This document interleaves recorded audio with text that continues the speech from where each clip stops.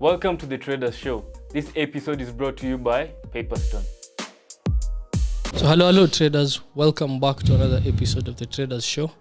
So today we're going to deviate a bit from trading. So for the last, I think 5, 6, 7 episodes, we focused much on trading. But besides trading, we're also entrepreneurs, and we believe many more people are interested in entrepreneurship than even trading. So we still believe we can share with you some lessons, because regardless of the business that you're running, there's still lessons that cut across every business, whether small, big, the things which you need to pay attention to, or the things you're learning you need to pay attention to. So we're going to talk about some of the lessons we've learned from our about 4-5 year entrepreneurship journey, some of the most important things you should pay attention to if you want to embark in entrepreneurship, and some of the challenges you should expect and how you can tackle some of those challenges. So I'll pass it on to my colleagues to introduce themselves before we start. Hey, what's up guys? So as Ken said, today we'll deviate a bit from trading and just talk about business so that you guys can know how, because we do two things at the same time. One is do our own personal trading, which is quite a serious endeavor. It's not as easy. And on the other side, we're also doing something equally as hard, which is running a startup and a business on the other hand. And we're trying to do these two together at the same time in order to succeed in both. So there are a few lessons we've learned here and there. So as Ken said, we'll give you guys different lessons that we've learned, which hopefully, if you're in such a position as us, can help you also embark well in your journey. So yeah, that's it from me. Darius. Greetings people. Happy to see you again. On the last episode I was not around, but here I am again to share our story about the journey we've had. Entrepreneurship. I believe entrepreneurship is a key part of any economy. I think most economies thrive due to entrepreneurship and people starting businesses from the opportunities they see or a gap in the market. Personally, for me, entrepreneurship has been in my blood. I think I've always wanted to be a businessman or to do business. If I was not my first company, I had a company before, also with my boys here. It was outside what I was doing, the scope I was doing, but I had seen a gap in the market. I was willing to tackle it, but the fact that it was not in line with my main interest in trading, I closed the company. So, but until right now, I don't see really much. Like if I decide to go back and revive that company, still there is an opportunity to make it work, because I still see that gap in the market. But yes, from that we started the company Financial Hub, and it has been an interesting journey, ups and downs of business, which probably we can share with you some of the lessons we've learned from business. For the past few years we've been in business, so probably we'll share a few things that we've learned, the struggles, the successes also you get in business. Really pushes you to move forward. Probably our goals moving forward, where we want to take this business to. I think that is majorly what I'll try and pass along today. Ken, your first lesson. So I think for me, I can start by just saying that when we started out in business, for us it was a question of, just like Lavi said, spotting an opportunity and trying to pursue it in the best possible light. Because if you spot that someone is probably wasting an opportunity, that they are not approaching things in the right way, then you can notice that gap, or no one is even doing it. Then there's a gap and you approach it. And obviously, I think one of the traits of an entrepreneur is you're very, very optimistic. As you're approaching idea, as much as there are very many risks, you're very, very optimistic that there's a very, very high chance this idea will work, and if it will work, this will be the outcome, and this is likely to happen, or at least will contribute in this and this way.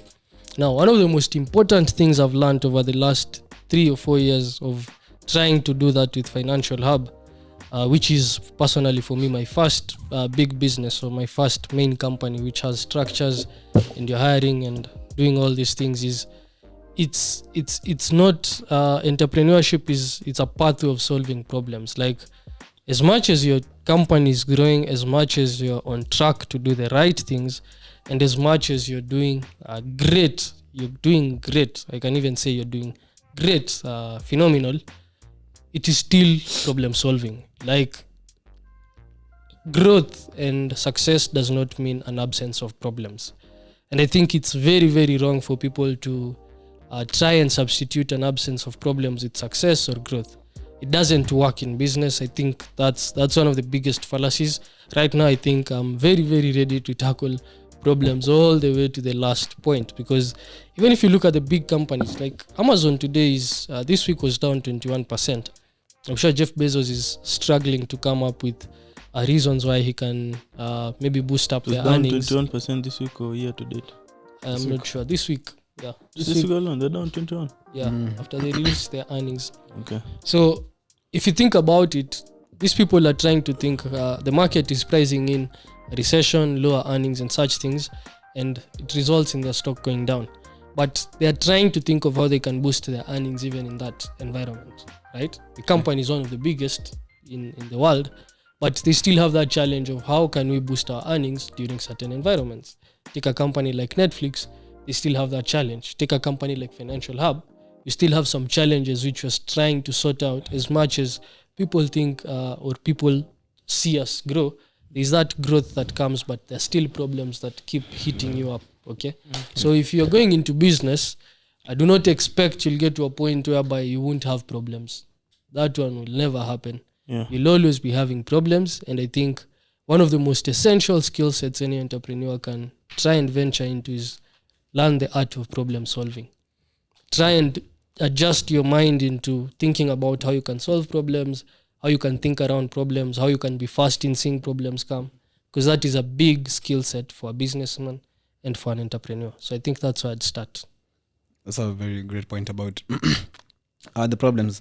Maybe just to add on you, and it's even harder because you're not only seeing like you're not tackling problems from outside. Like you have something that you're tackling, a problem that you're solving from the outside, and also the company itself has things that you have to solve. So there's problems in and out. Yeah. So the fact that you have to solve problems inside the company and outside the maybe now in the market doubles up again on the need that you have to be a very, very keen person in terms of problem solving. That is very true. Yeah, and at the end of the day, companies are just looking for a problem, you solve it, and that's where the value comes from. Yep. It's just that simple. That's what businesses do. Yeah, exactly. What value are you proposing? Yeah, like what Taras you're saying on your introduction, you saw a gap in the market, you saw you can solve it. You sent out You start. Yeah. So businesses is all about that. Maybe to my point, I can say the first thing I can say is you'll see in business, when you enter into business, we didn't know at first, but when you enter into it, you're really trying to be cost effective and efficient. And by that, you need a team. Okay? I couldn't start FAB alone. I needed Taras, I needed Ken. At the beginning, it was just us. We had a few others who decided to do other careers. We're still very good friends. But us now, we decided, let's do that. So when we started, we were a team. I couldn't do everything. Because of business, you're solving what they're saying, problems outside and inside. Okay? So you need someone who can handle the finance side. Someone else who's like us, for example, our business is all about, the Financial Hub business is all about educating people how to become better traders, understand finances and all that. Okay, in the long term, even we want to widen our scope, our wings to bigger, wider stuff. But at the moment, you need specialization. Taras will be head of sort of marketing. Okay, Ken will also do project management, how to run the company. Then Caleb can run finances. And when you're doing that, you don't know. We dropped out of school. So you have to learn on the job. So it's a sort of necessity forces you have to learn. Mother of invention, necessity. So you have to step up to that responsibility, take the role. Hakuna option. You don't have an option to say, I don't feel like doing this. And we've seen many of our friends who started businesses, not that I want to attack any side or anything, but our friends, especially on the lady side, we see a lot of them, they bring emotion into the business as a team. So sometimes you'll see many ladies, it's easy for them to start businesses alone. So someone who's running an online business, marketing, but alone. But when they come into a group, they sort of sometimes bring outside emotions. Because remember, we ourselves, you're also trying to, in the problem, you're sorting outside company problem, internal company problem, then your own problems. Now, if you bring your own problems to the table, you're destroying everything. So somehow men tend to handle it more effectively Okay, not that women can't, they can, but they need to find a way to do it. But for us, it was very simple because for us, there's no emotions. If someone, us are very strict, straightforward. If you're not doing your job, you tell the person will start telling you, also you don't do this, that. So there's no that back and forth fight. So my point to say, you need to start with a very good team that you guys are cohesive. You have a good, you merge nicely. Not someone who has this vision of going this side, this other person has that vision. And that's another thing when you start in the business with the team, everyone should share the vision and know where the company is going. Yeah. Not everyone, like us, we normally have those meetings where we're discussing and always talking about, okay, where are we taking this company? Taras will come and say, okay, I have this idea. We discuss about it to say, yes, by the way, it can be a very good idea in the long term. Now you decide, can we do it now? Can we do it in the long term? The team also helps you improve your system, your ideas faster. True. Like, you remember the time like us, because business is very tough. I remember when we got into business, when we started late 2019, the whole of, let's say 2018, 19 is when we were creating the course. 2020 is when we officially entered our office and started the business. And then we entered into the market space. Now we have our product ready. We got into the market space when just COVID hit. We already have our office. We have a lease for 1 year. You cannot cut it and decide, okay, this companies, when you enter the offices, it's not like houses and decide next month I'm leaving. You have to outlive the lease. So what happened, remember, we had to change our business model. We had immediately, like, you have to be on toes, and the team is what helps you. You get feedback from people, or more problems come up, you get to know that maybe this product you have is not fit for the market. How can we change it? And all that. So as a team, my point to say, you cannot do all that alone. You need a team that can help you think about those things, look for the problems, solve the problems, and take action on those problems. And then everyone at the end of the day diversifies. And for us, it naturally came. Taras didn't start telling me, Caleb, I've never done marketing. I don't want to do marketing. I want to do something else. I feel comfortable. Ken, me finances, I didn't know anything about it, but we sort of grew into that role, and you sort of just take it up. And at the end of the day, you enjoy your marketing side. True. I enjoy my finance. Taras will send me PDFs of finance and all that. If we get things, we are with one another. So that we can just help each other improve. So that was my point number one. PaperStone gives you access into the global markets with more trading opportunities, first-class customer service, and peace of mind. Withdrawals are quick, and for those in Kenya, M-Pesa is enabled. PaperStone Markets Kenya is regulated by the Capital Markets Authority. To open an account with PaperStone and begin your trading, click the link on the description below. I think a very strong point. Team is, again, in entrepreneurship, the founding team can be very critical. Again, the team you bring after is also very critical. That also comes into hiring. You have to learn how to hire, how to fire. It's a lot in terms of the team. So probably if you are trying to get into business, understand that structuring a team is very, very important. Like for us now, we are trying to structure a board team. So teams go everywhere. So you'll have to always look at how am I structuring this team better. Different talents, because I think also that is very, very important. In a team, of course, everyone is talented differently. Like we were doing the other time, the principal U test, and I saw my strengths, I saw my weaknesses. You can easily know I have a stronghold here. I have a, because if for me you gave me the financial side of FAB, probably okay, the money would be there, but there's no structural accounting. But Caleb is very, very good in accounting. What is coming in and coming out. On the creative side, also, I think. Team is very, very important. Sometimes someone else can be more creative, someone else can be more analytical, someone else can be more authoritative, maybe the leader now. Team is very, very important. For me, my first point can be entrepreneurship is much more about impact. Like, what impact are you bringing to the world?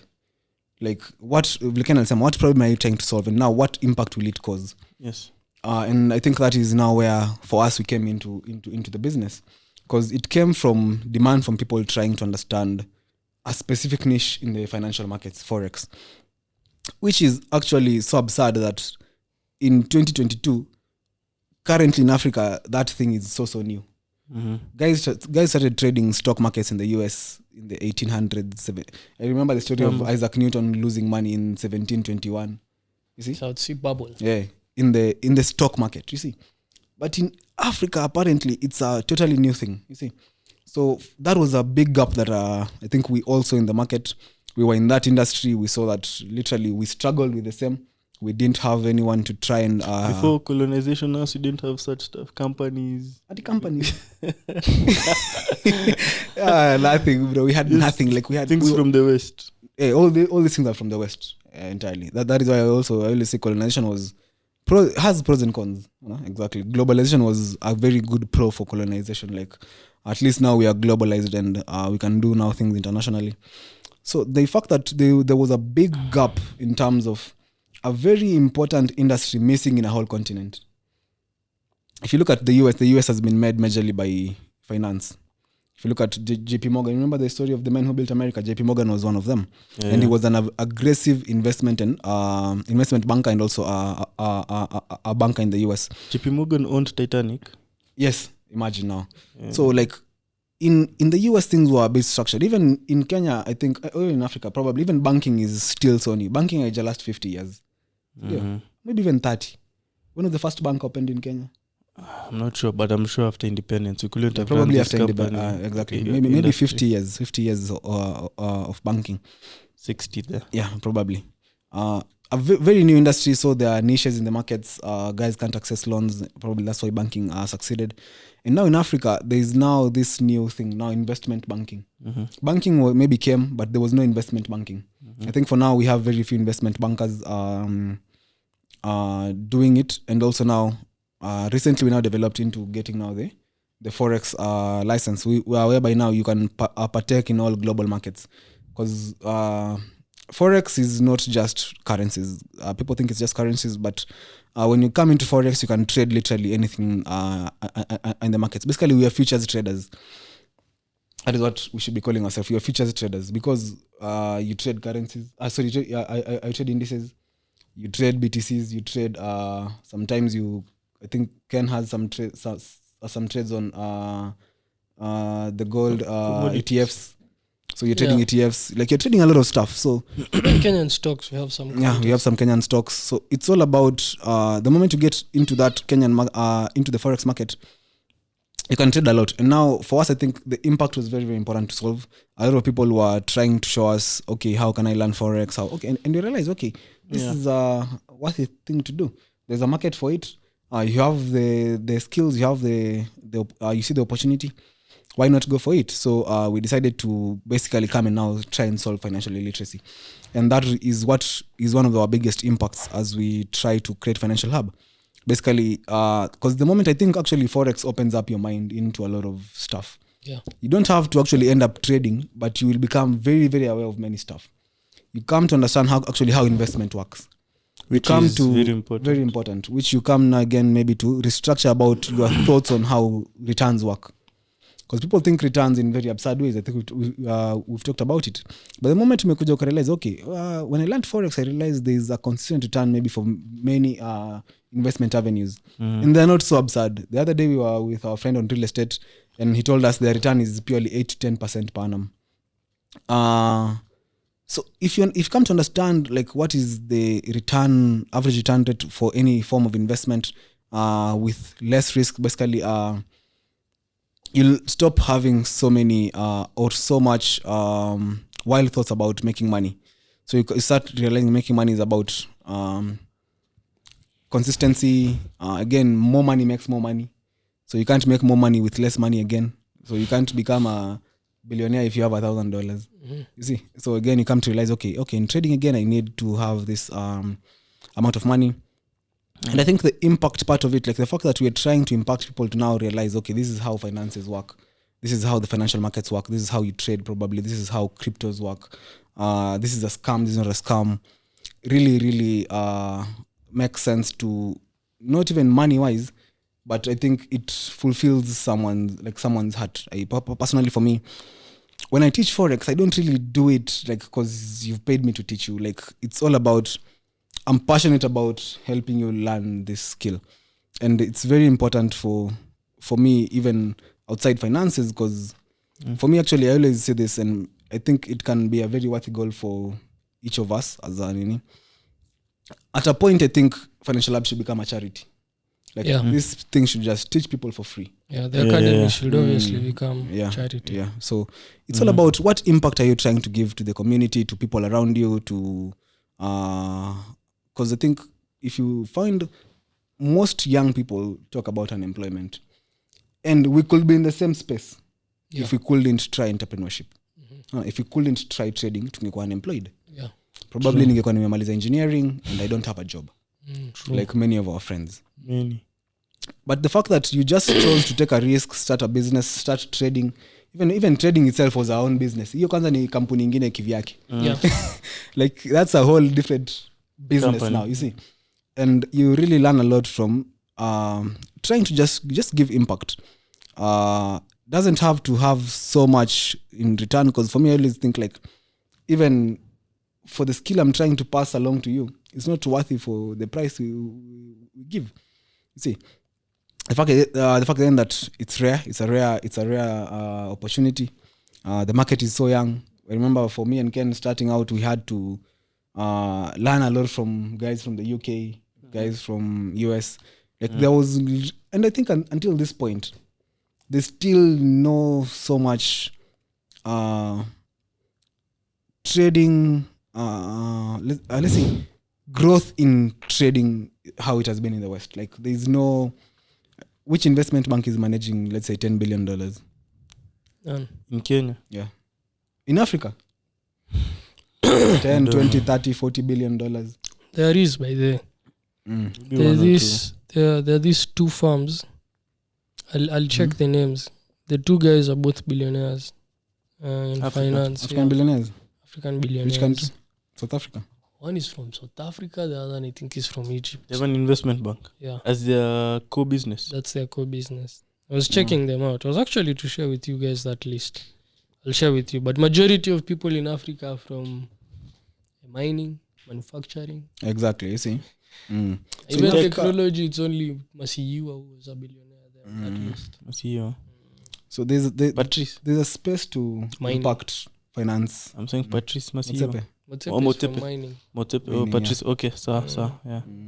So for me, I believe there's a lot that we can do in terms of impacting finance in Africa, helping people become more aware of how financial markets work. How do you partake? Probably not even as a trader. You can be a researcher, a psychologist. There's a big big market. Like there's a very There's a big big market gap. for this. There's no industry that can grow without finance. No industry. See, it's all about money. That is purely At the end of the finances. You see. Even just understanding purely how markets work, because I teach the first class on fundamentals, and guys, so this is how interest rates work. Guys just think of interest. I'm interest as purely just, okay, if I give you this money, how much will you give me in return? Like they don't understand how it affects the markets. global Yeah. They just think it's about, okay, ukinipea do utanirudisha na this ingine juu. Profit. Yeah. So it opens up my, okay, so even inflation affects this thing. Okay, so unemployment is unemployment ni wase hawana kazi, but how does it affect the markets? Yeah. How does it affect an economy?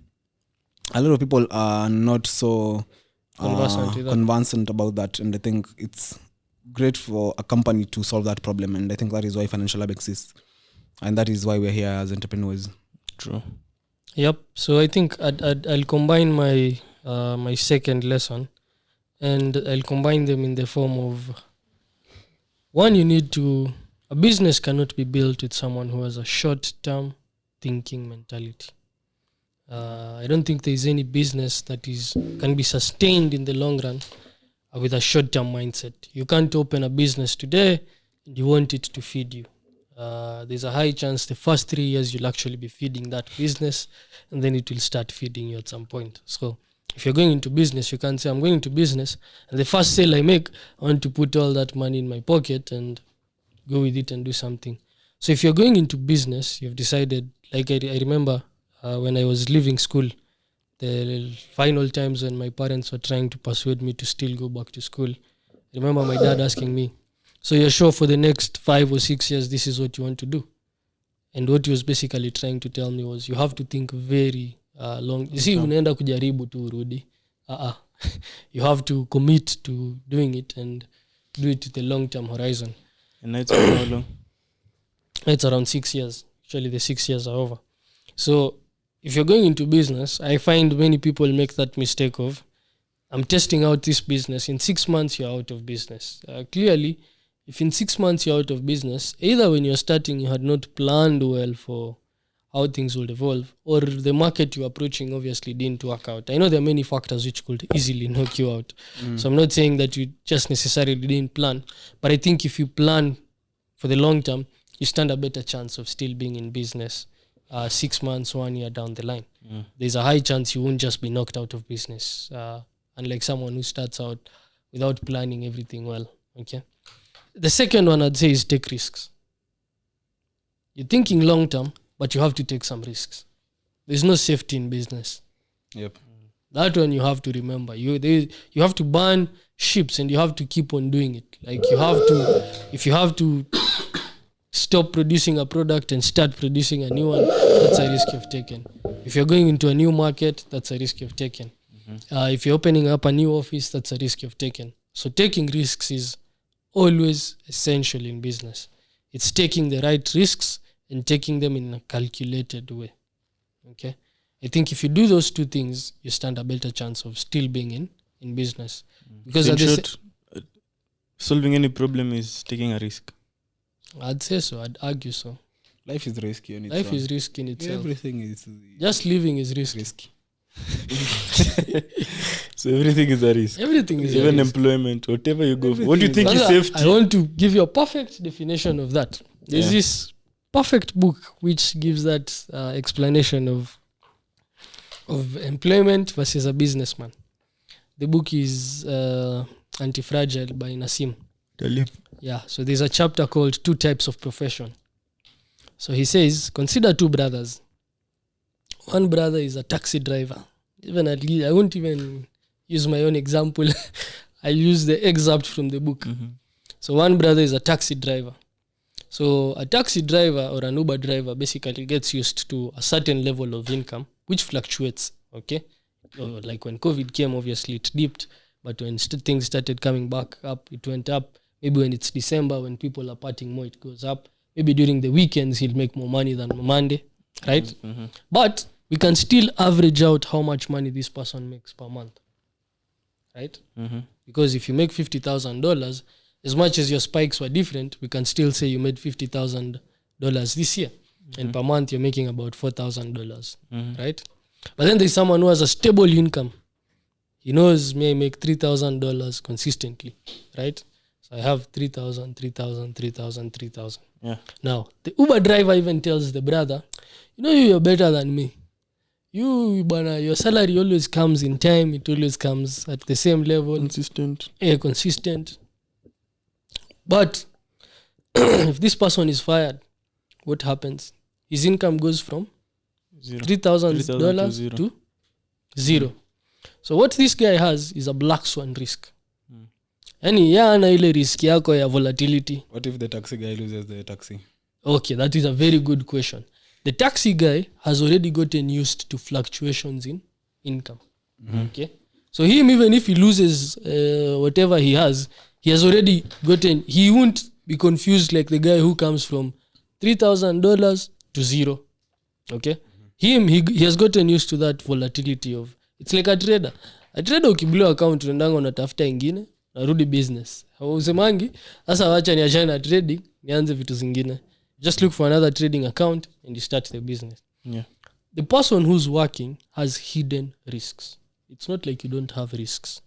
You have risks, Hidden risks. but they're hidden. Okay? The person who's in business, So they're totally unaware of them. exactly, you're totally unaware of them. Because when COVID came, you saw it was risky. It was more risky. The person who went through COVID knows it's risky to work for someone. But there's someone out there who thinks, kifanyia msee kazi, hauna any risks. But you have risks, only that they're hidden. They're not as visible as someone who's in business. The one who has visible risks has planned on how to contain them. The one who has hidden risks is not even aware they're there. Yeah. Who's likely to go into shock faster? Of course, the girls are unaware. That's the point. So even when you're in employment, never think that you don't have risks. You have risks, only that they're hidden. They're not visible. They're hidden. It's an illusion. It's like something that you can't see, but it's there. It exists. Only that it can't be seen. And I think for entrepreneurs, they also think also in terms of risk reward. That's why they take the risk. Because Exactly. they also look at the reward. I go for this, And it works. and it works. It was Because, worth it. It was worth it taking the Risk. risk. And I think that is why also for me, I think for every entrepreneur, you have to think big. You can't be an entrepreneur. Okay, you can be, but I don't think it will work well. You know, for me, I always say there's a difference between an entrepreneur and a business. Just a local businessman. Yes, you're making money, but I think an entrepreneur is okay, especially let's say running a startup. Like There's a big difference between there's even a definition for an entrepreneur and a businessman. Let me read for you that very definition. different. There's a difference for that. So for me, I believe for an entrepreneur, you have to think big. You just can't open a kiosk and say I'm an entrepreneur. You are, bro. Very hustler. Hustlers, unaweza kuwa entrepreneur hustler, bro. But bro, for me, I believe it's about thinking So big. so kiosk ni nini? Like Pia ni risk amechukua. yes, amechukua, but Kitu yake. This is the perfect definition. Yeah. So it's a common assumption that a businessman and an entrepreneur are the same, but both words refer to a different individual possessing a distinct approach to business. yeah. To put it in other words, a businessman follows a set path. He opens a kiosk. No. He opens the next hardware. That's a businessman. No. He buys the next matatu. What's an entrepreneur? Businessman. Entrepreneur. An entrepreneur thinks and comes up with an original way of doing something Exactly. or pursues a new idea. Some kiosk. Msingilia sawa kiosk. Sawa pia wako fiti like. But yeah, the point is that like you're trying So to that means the entrepreneur takes more risk. solve Yeah, a problem. exactly. a new You're problem. bringing something More new. Exactly. Exactly. That's why if it works, The rewards are you go. also enough. You see, exactly. So you have to think big. Like the fact that you're trying to solve a problem, it has to be a worthy problem to solve. Just got a problem at it like maybe you saw that a lot of guys are losing money because of lack of education in trading. That is a big problem because if you look at the amount of money being lost in the markets, see pesa kidogo. A lot of guys lose money purely just because. Me have a friend who lost money in less than a minute. $200 gone just because of wrong position sizing. And in a whim. Hey. I think we should put that video on this podcast. We look for it. Guys lose money. So we see that this is a problem that I need to solve. And it's a big problem. And if I solve it, it becomes like it was worth it to solve. Like you helped someone and it also helped you. So for me, I believe you also have to a big thinker in terms of like your problem has to be very worth it. Soltengeneza iPhone. Uko ni businessman. Ni entrepreneur bana. Only uko ushaiona simu kai kweli. Touch. You have to come up with something new, I think. Yeah. Something new and also think big. Caleb? Yeah, me to my last point, which is a very important point, which we came to know later on in business after tushaendelea, is that if you're going to start a business, if you're an entrepreneur, remember leaders eat last. You should remember that. Remember that. We read it, we knew it, we were aware of it. But we did not understand. But we do not understand it. Last is when you're last ni lini. Take time. Those umechepa calculations, you already know how much you're going to make. Hey, my friend, do that, then extrapolate it another 5 years, ongeza another one on top of the 5 years. That's when you'll start seeing now. Because one, like we normally see for us, we are the vision carriers, we know where we want to take the business. So we can work, and we've done this for the longest time. We work for free. You work for the business. It's called labor of love. A labor of love, passion. And what do I keep telling you Napoleon says? If you work enough. Now start again there. Now start again.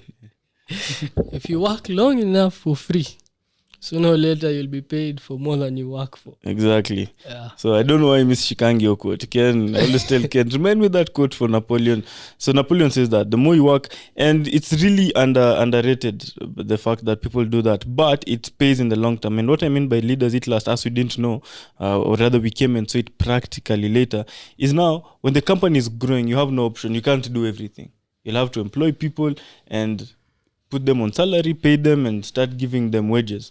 you can forfeit that for now and delay gratification and say, okay, maybe you can pay yourself a little, or you're not being paid like the founder. Even your people are even better than you. You're saying Elon Musk takes zero salary. zero salary, which is true. Yeah, so because you see the founders and the vision carriers are the guys who have company stake. They know where they want the company to go, how much it will be worth, how much they'll reap, what impact they're giving. But when you're employing people, not everyone is carrying that. You need people to do certain tasks for you, which now you'll just employ them, they do that. Then you, at the end of, if they're able to do that effectively, you'll eat last. And also along the way, like what we were watching, shout out to that video, the playlist. You watch the playlist, Russ? Yeah. Nice. If you look at that, this guy's another thing, you have to hire the best. And hire the best, there's no compensation for that. There's no negotiating how much I'll pay you. Hire the best and pay them right. Okay? That's the end goal. So by the time you're doing that, you're squeezing yourself. At the end, it'll pay. Okay? But you'll eat last. You'll reap the biggest reward at the end of the day. If you watch the playlist, it's the story about Spotify, the story how they built the company. The series is on whatever website you watch. I watched it on Netflix. So it's a very good story. You can see how a startup and entrepreneurship is run. Taking this whole new idea that no one believes you at all, and you still push and you have that belief to make it become a reality. So remember that. If you're going to start a business, remember, leaders eat last. That's it for me. For me, you can finalize with I think it comes down to the point of risk and uncertainty. For a businessman, you have to be okay with living under uncertainty. You don't know how your next month's sales will be. You don't know. Okay, yes, you can have a random, but you don't know. You're not certain that it will be there. PaperStone is an award-winning online global Forex and CFD broker. It offers unparalleled service, exceptional pricing, and quick execution speed. So living under uncertainty is something that and I think trading also imetufunza much about that. The fact that I think we treat business, for me I actually learned so much to treat business in as much as I treat my trading, or like I've learned so much from my trading that I can put into business, which is basically everything I think we've said. It will take time. It's there in trading, it's there in business. So you won't start your first company and make the first sale and earn from it, or pay yourself from it. So it will take time. The same way you'll come into trading. It will take time. It will take time again. You think that this is not the best thing that I want to do in my life, but again you come and realize it will take time. True. You have to know how to work with people or work around people. That is also very, very critical in terms of if you want to run a business, you have to know how to put your ego sometimes on the side and listen to the other party. It's the same way in trading. Again, you have to listen to the market, put your ego on the side and listen to the market. Again, all about taking risks. You can't make money without taking risks. Again, it's there in trading, it's there in business. So there's a lot of things that you'll come to learn from trading that really, really now you start becoming like, okay, it will take time to uncertainty. You don't know how much you'll make next month. Again, it's, for me, I think business is about, again, good partnerships. If you look at great companies, they've had good partnerships. True.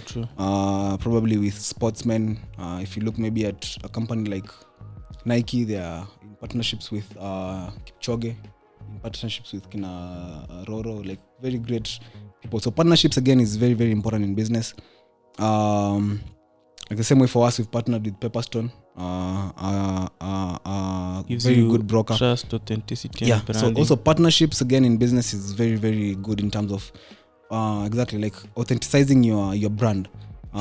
So you can easily grow both sides also in terms of partnership. So you have to really, really know how to take yourself out there.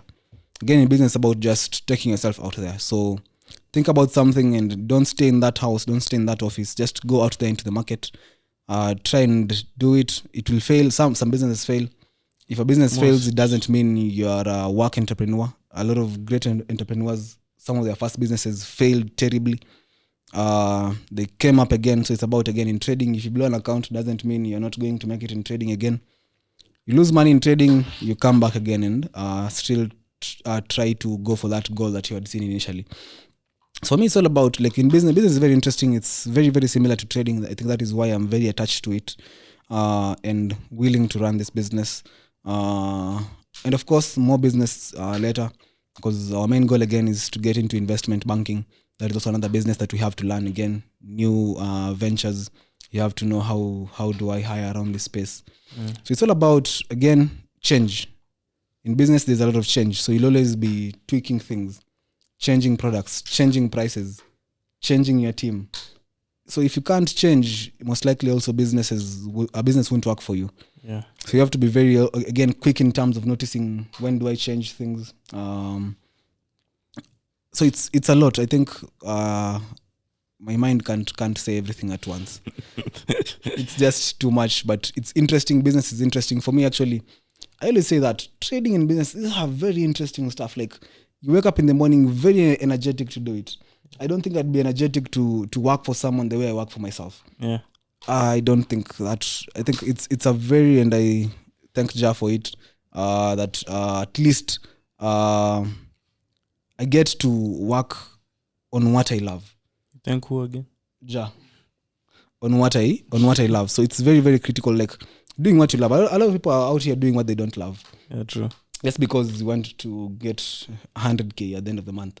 So again, in business can give you an opportunity to do what you love and pay you for doing what you love. Again, I think that is very, very worth it for someone to pursue. Even if it will be a struggle in the first years, just if you're doing something that you love, that is why it was a labor of love. Like, you're doing it because you love it. So not because it's paying you, or it's just you're doing it because you love it.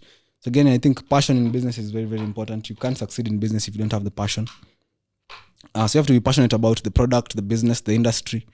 And that is why I think I closed the first company, homie, because there was not so much passion. You got an opportunity, but not really much passion. So again, you have to know when to change things if you're not passionate about, and go for what you're passionate about. So that can be my last parting shot for today. And I hope you enjoyed listening to us on this podcast. Thank you. Yeah, guys, so allow us to end it there for today because of time. It's been a good, interesting podcast. We'll bring more, like we keep saying, we'll bring more people who are in business, and they can also share their ideas of how they were able to tackle and how they're still tackling, because the problems never end in business. So apart from that, remember, stay woke, stay financially literate. See you soon. Thank you very much for watching Financial Hub's content on YouTube. For more Forex analysis, financial education, podcasts, and exclusive content, be sure to subscribe.